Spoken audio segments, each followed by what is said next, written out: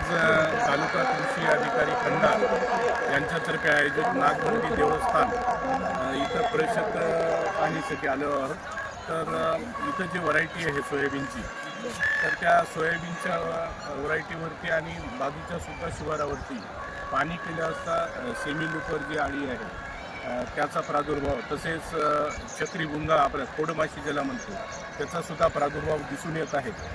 तर हुंडीचा सुद्धा या भागामध्ये प्रादुर्भाव होता, परंतु हुंडीचा आता जास्त पाऊस झाल्यामुळे प्रादुर्भाव संपलेला आहे. तर माझी शेतकरी बंधूंना विनंती आहे की आता इथून पावसाच्या चढ उतारामुळे किंवा खंडामुळे या खोडमाशी आणि सेमी लुपरचं प्रमाण पांढऱ्या माशीचं वाढत जाणार आहे. तर आपण कृषी विभाग असेल किंवा आत्मा असेल किंवा कृषी विज्ञान केंद्र असेल, तर त्यांच्या तज्ज्ञाच्या मार्गदर्शनाखाली जे शिफारशी कीटनाशक आहे त्याचा अवलंब करावा.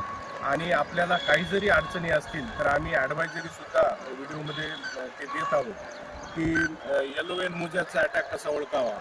तर साधारणतः आपण बघत आहात की आता जे प्रक्षेत्र आहे सोयाबीनचं, तिथं पानावरती छिद्र पडलेले आहेत आणि खोडमाशी आहे. तर याच्यासाठी आपण प्रोफेक्स सुपर असेल किंवा लिंबोळी आर्का असेल किंवा इतर कुठल्या खाजगी ज्या कंपन्या आहेत त्यांच्यासुद्धा कीटकनाशकाचा अवलंब करू शकता. फक्त प्रमाण आपण साध्या पंपाचं घ्यावं, इतकंच आव्हान या व्हिडिओच्या माध्यमातून मी शेतकरी बांधवांना करतो. धन्यवाद सर.